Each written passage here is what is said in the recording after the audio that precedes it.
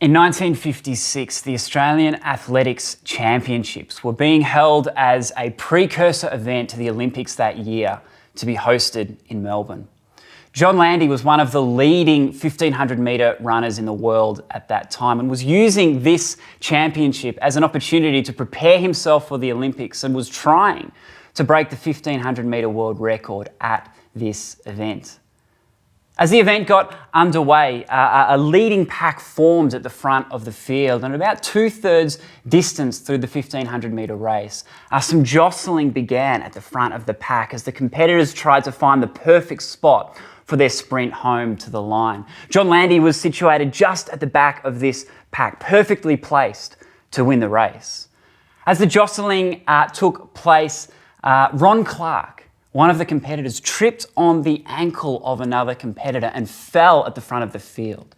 One of the competitors stood on his arm and their spikes cut his arm during the mix-up of limbs. And as the leading pack reformed and gathered themselves after this fall, John Landy did something incredible.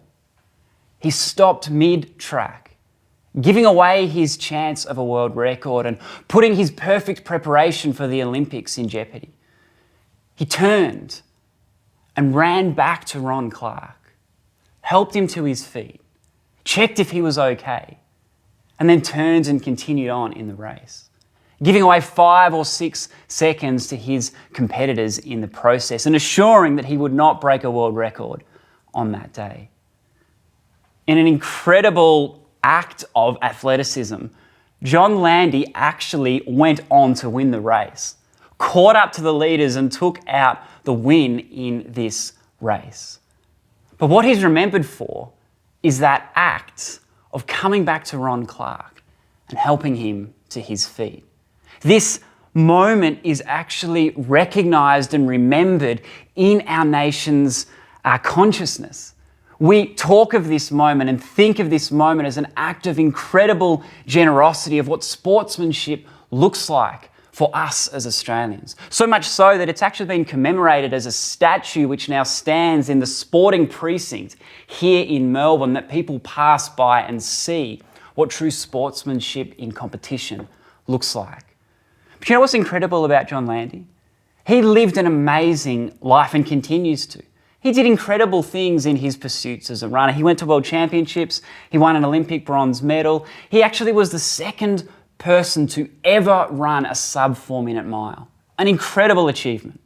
Later on in life, he actually became the governor of our state of Victoria. He has lived an incredible life.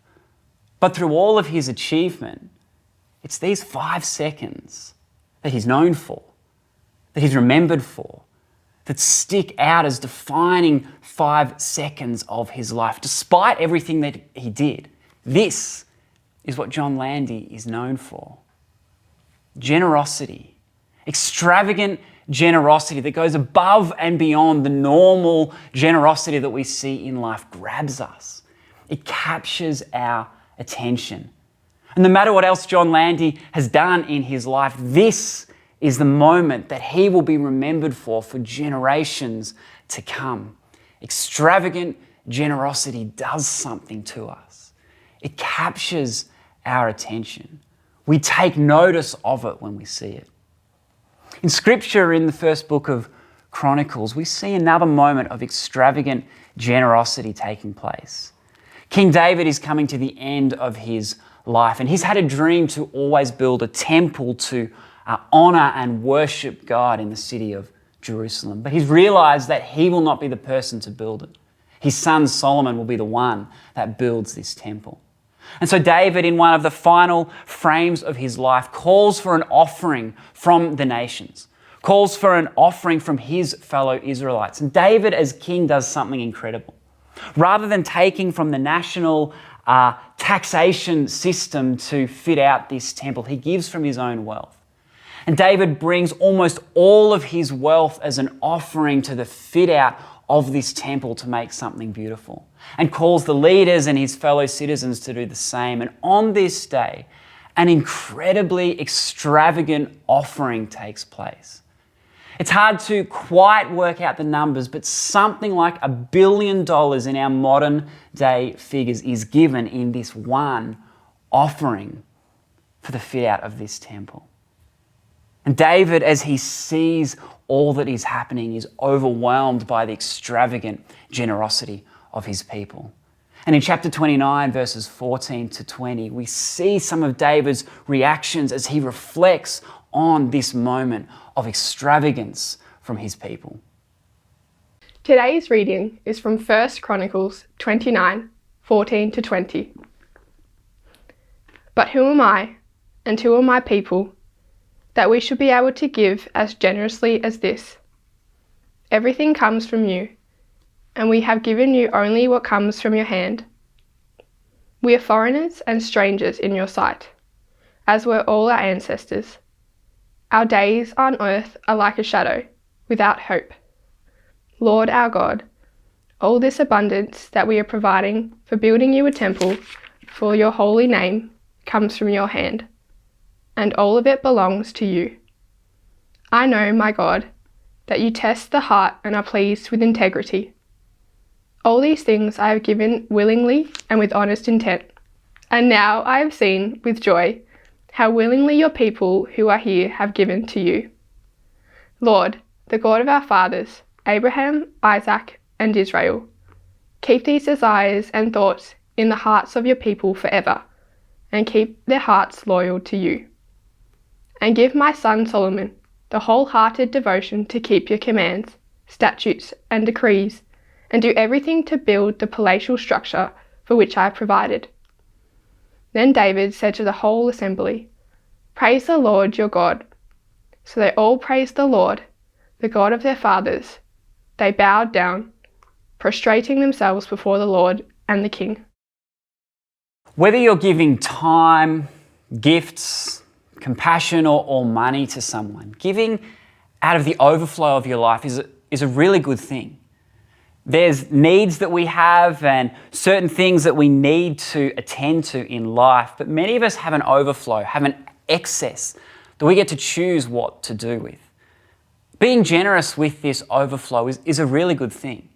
The alternative, of course, is to keep it for yourself and to try and make yourself comfortable and meet your own interests. But most of us know that in the long run, that kind of selfishness leads to an emptiness in our lives. We know that generosity with the overflow is a really good thing and a good practice. But extravagant generosity is about more than just the overflow of your life. Extravagant generosity is being generous beyond the overflow in a way that starts to cut into some of your needs. It begins to cost you and push you and make you feel uncomfortable in some way in your life. This moment in King David's life, this offering, what's confronting is that it wasn't for the building of the temple itself. These gifts were not gifts of bricks and mortar and timber and nails to build a structure. That had already been accounted for through the national finances of the nation of Israel. This gift was about the fitting out of the temple. It was a gift of gold, silver, precious stone and jewelry to make this temple beautiful. This was an extravagantly generous gift for an extravagantly beautiful temple as an act of worship to God. In every sense of the word, this gift was extravagant. And David, in one of the final frames of his life, is humbled and overwhelmed as he looks at what happened around him. His opening words that we just read were, "Who am I? And who are we, your people, God, that we could give so generously?" We are a people that could give out of the overflow. That would be natural and normal and okay for us. But who are we to give beyond the overflow and in this kind of extravagantly generous way?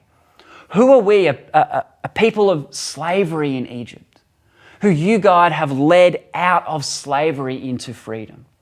You kept us alive in the wilderness, and now you give us this land and this place to inhabit, and you give us this opportunity to build this temple. Who are we, God, to be able to practice this kind of extravagantly generous giving in an act of worship and honor to you.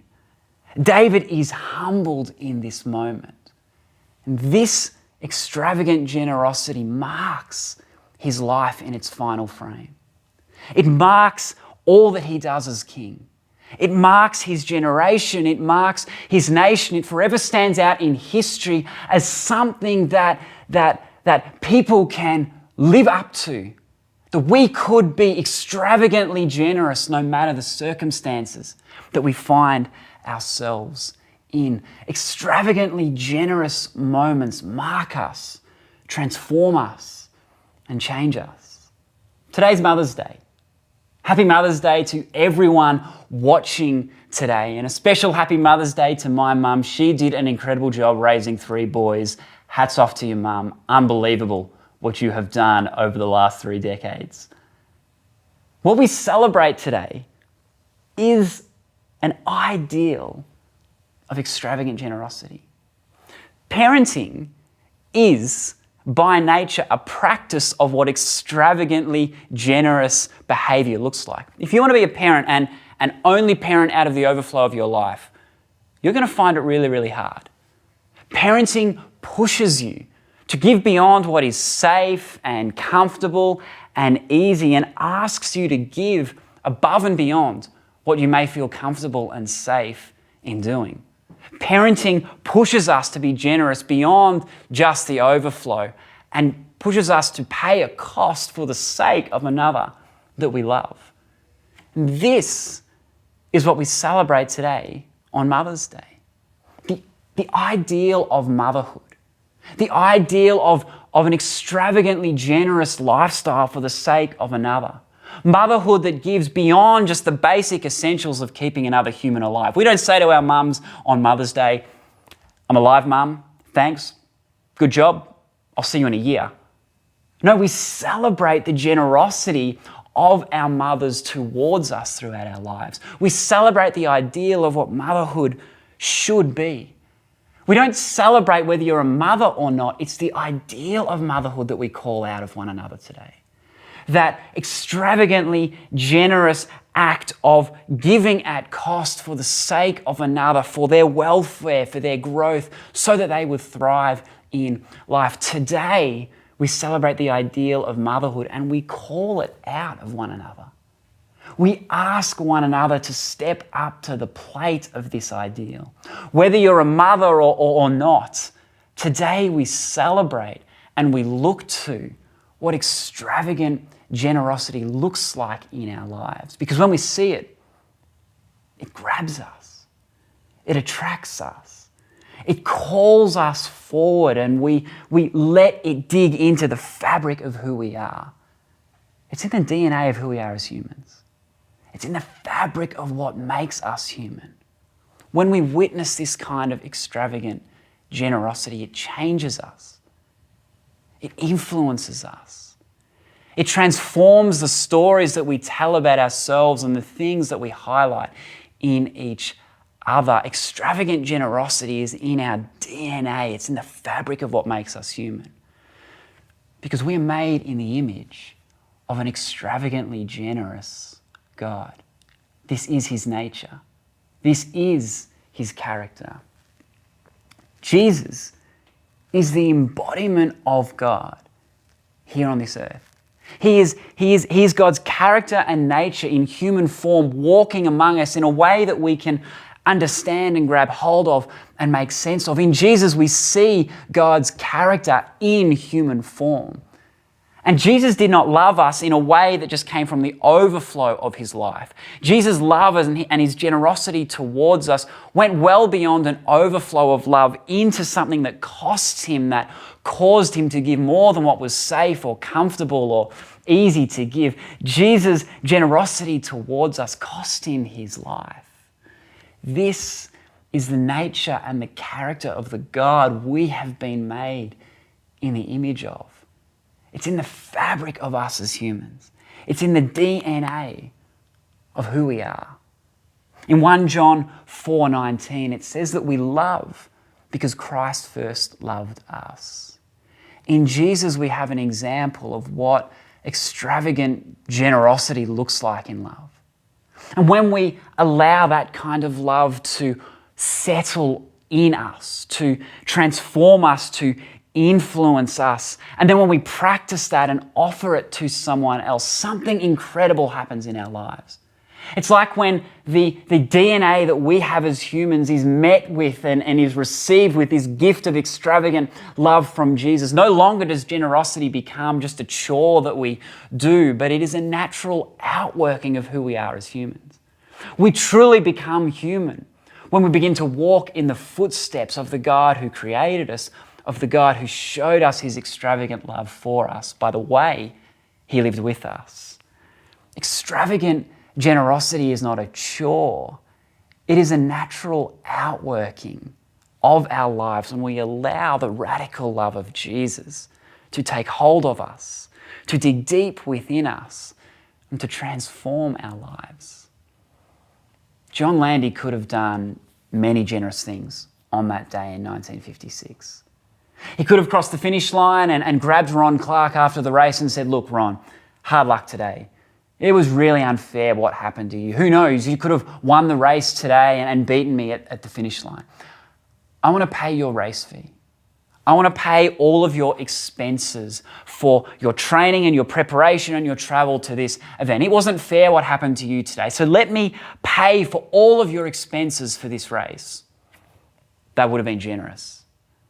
John Landy could have crossed the finish line and broken the world record, and in the celebration amongst his fans and the media, he could have turned his back on all of the accolades and gone and sat with Ron Clark in the medical tent while he was being attended to with the wounds on his arms, and in humility sat with Ron Clark on that day, turning his back on all of the fame that he was being given. That would have been a humble and generous act. But neither of those acts of generosity would have been made into a statue. Neither of those acts of generosity would be remembered over 60 years later. It's generosity that goes above and beyond the overflow. It's extravagant generosity that comes at a cost. Generosity that is given in the midst of challenge. That is given not when we are safe and comfortable and we can count for the generosity, but generosity that is given before we have security, before we know how things will play out. This kind of extravagant generosity that comes at a cost is what sticks out in human history.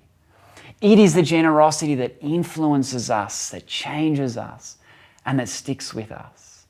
John Landy's acts to help Ron Clark to his feet in the midst of competition sticks out because it goes above and beyond the overflow and enters into the territory of extravagance. You were made for this kind of living.